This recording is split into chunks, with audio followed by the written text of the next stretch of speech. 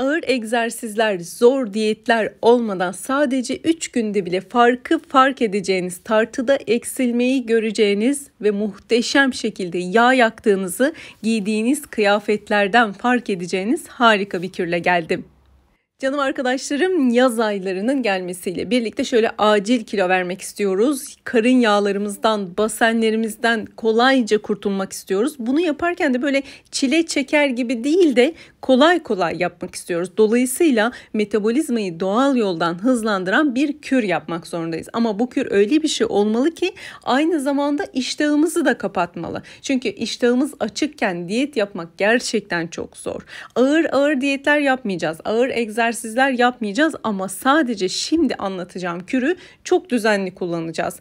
Burada bir tane limonum var arkadaşlar. Kabuğunu çok güzel bir şekilde yıkadım. Şöyle bunu küçük küçük dilimleyeceğim ama her zaman söylediğim gibi çekirdeklerini çıkarıyoruz ve limonumuzu şöyle ufak ufak dilimliyoruz arkadaşlar. Burada tabii halka da dilimleyebilirsiniz. Bunun hiçbir önemi yok.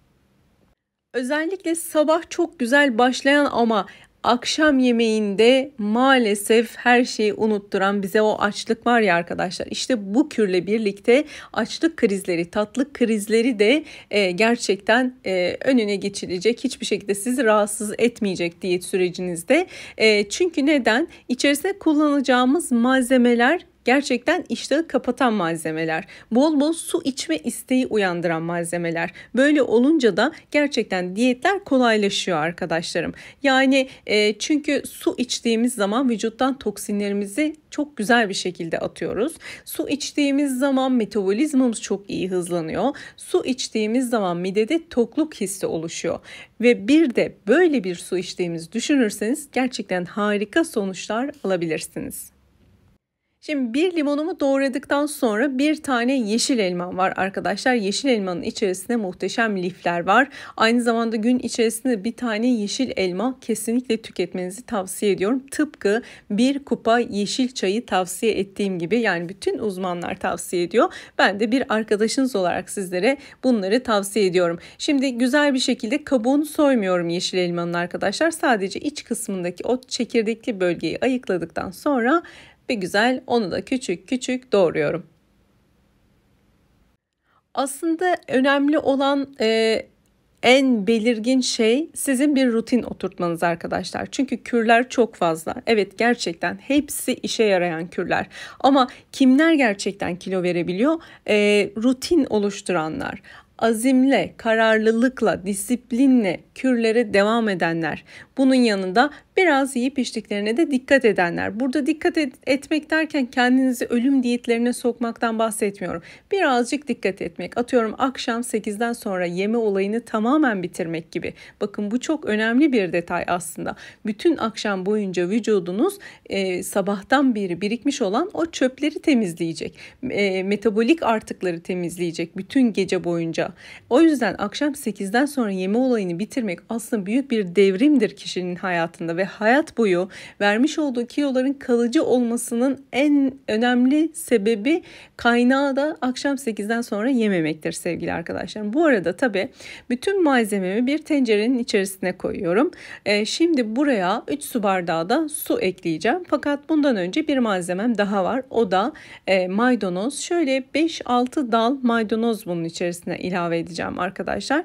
Maydanoz da yine ödem atılmasını sağlıyor vücuttan. Çok güçlü bir antioksidan arkadaşlar. Güçlü şekilde vücuttaki fazla suyu söken, aynı zamanda vücudu şifalandıran da bir bitki maydanoz. Bu yüzden kürlerimin, yani benim size verdiğim kürlerin çoğunda genelde maydanoz var. Bu sebeple de hamileler ve emziren anneler için özellikle önermiyorum.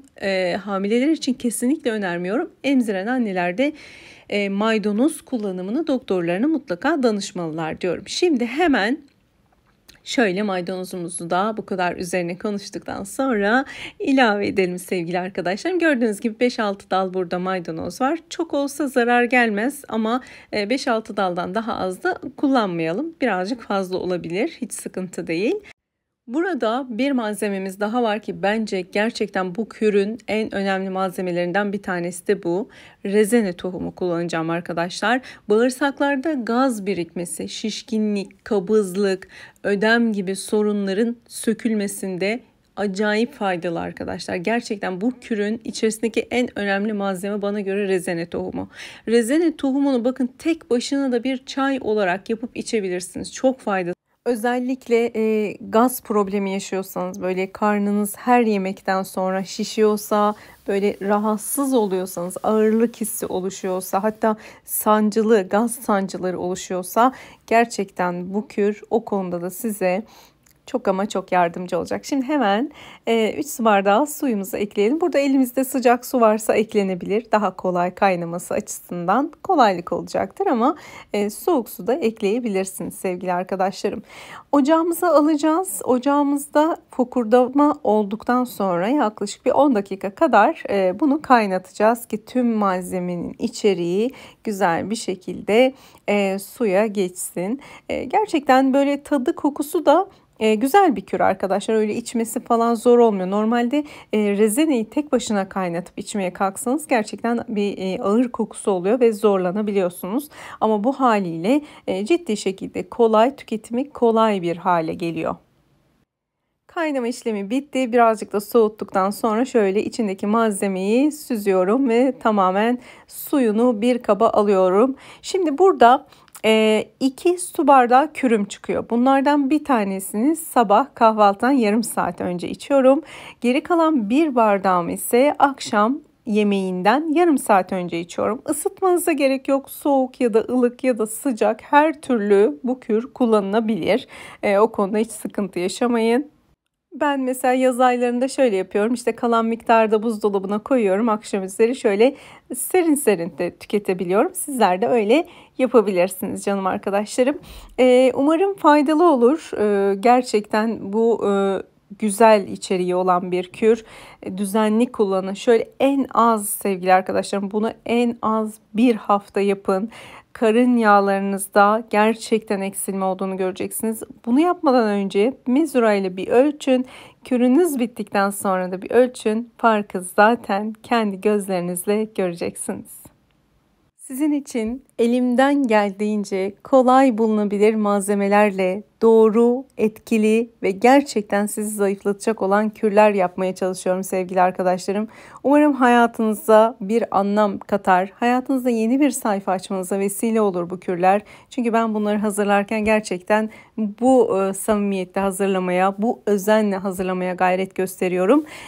Benim anlatacaklarım bu kadar. Sizleri çok ama çok seviyorum. Eğer video hoşunuza gittiyse beğen butonuna basmayı, eğer abone değilseniz kanalıma abone olmayı, beni Instagram'dan da takip etmeyi unutmayın. Sevgiyle kalın. Allah'a emanet olun.